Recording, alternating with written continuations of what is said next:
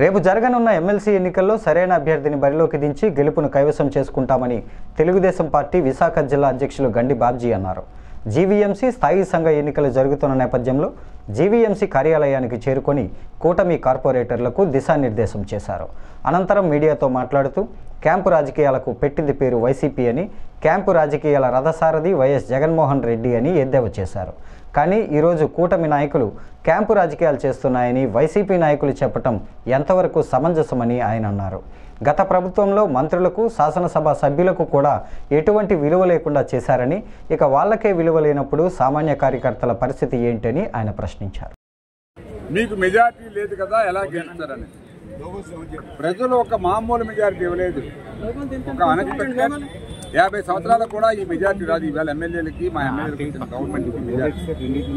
నేనేమంటున్నానంటే, ఏ ప్రజాప్రతినిధి అయినా తను గెలిచిన తర్వాత తన ప్రాంతాన్ని అభివృద్ధి చేసుకోవడానికి పనిచేస్తారు. నేను చెప్పేది ఒకటే, ఈవేళ చాలా మంది అడుగుతూ ఉన్నారు మీ వాళ్ళు, ఏమండి మీరు ప్రలోభ పెట్టారు, డబ్బులు ఇచ్చారు, అవి ఇచ్చారు. ఈ రాజకీయం నేర్పింది ఎవరండి? మహానుభావుడు, గురువు. ఆయన ఇండియాకే గురువు జగన్మోహన్ రెడ్డి గారు. మనకేం కొత్తగా చెప్పక్కర్లే. క్యాంపులు అనేవి సరదాగా పెట్టుకునేది ఇప్పుడు కాదు. జిల్లా పరిషత్ క్యాంప్ పెడతాం, మండల పరిషత్ కూడా క్యాంప్ పెట్టుకుంటాం. క్యాంపులు సరదాగా పెట్టుకున్నంత మాత్రం దాంట్లో ఏమీ వాళ్ళు మైండ్ మార్పు అయిపోదు. వాడికి మనసులో ఫిక్స్ అవుతుంది, నేను ఎవరికి ఓటు వేయాలో వాళ్ళకి ఓటు వేస్తాడు. వాడి అభివృద్ధిని కాంక్షిస్తాడు.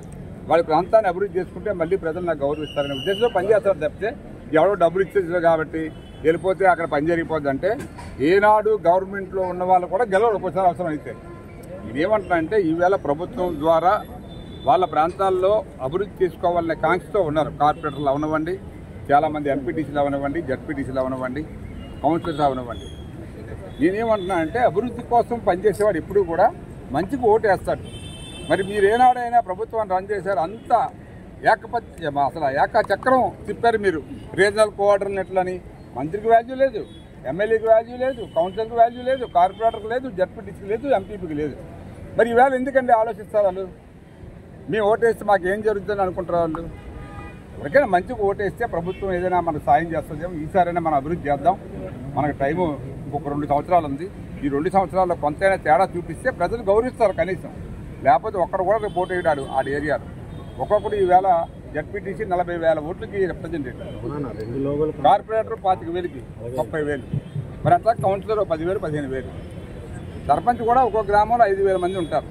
వాళ్ళకి ఏం సమాధానం చెప్తారండి? సర్పంచ్ డబ్బులు కూడా నువ్వు కొట్టేసి లోన్లు తీసుకొని వాళ్ళకి పనిచేస్తారు. ఎందుకు ఇస్తారు నీకు వాల్యూ? సర్పంచ్ కూడా వాల్యూ ఇవ్వట్లేదు. ఈవేళ సర్పంచ్కి కానీ ఓటేసి ఆ కిచ్చిలాగా ఉంటే మొత్తం కొన్ని వేల మంది వచ్చేస్తారు మా దగ్గరికి. కానీ ఇప్పుడు మేము తట్టుకోలేని పరిస్థితుల్లో ఉన్నాం. వీళ్ళందరూ తీసుకొని ఏం చేయాలా? మా జనం ఉన్నారు, మా జనానికి మళ్ళీ ఆ జనానికి ఏమైనా తేడా వస్తే ఇబ్బంది కదా అనే ఉద్దేశంతో చాలా ఉన్నాం. కానీ లేకపోతే గేట్లు ధరిస్తే ఫుల్గా ఇక ఈ గేటు ధరిస్తే ఖాళీ ఉండదు, 100 మంది కూడా ఎక్కడే ఉంటారు.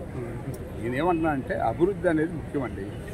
ఎంత లీడర్ అయినా అభివృద్ధి లేకపోతే ఏనాడు ప్రజలు గౌరవించరండి. ఎంపీ అవనివ్వండి, ఎమ్మెల్యే అవనివ్వండి, మంత్రి అవనివ్వండి, అది నా ఉద్దేశం. అందువల్ల మీ ద్వారా నేను ప్రజలకు తెలియజేస్తున్నా, డెఫినెట్గా ఒక మంచి అవకాశం ఇచ్చారు మాకు. మేము దానికి తగ్గట్టు అభివృద్ధి చేసి చూపిస్తాం ఈ ప్రాంతాన్ని కానీ రాష్ట్రాన్ని.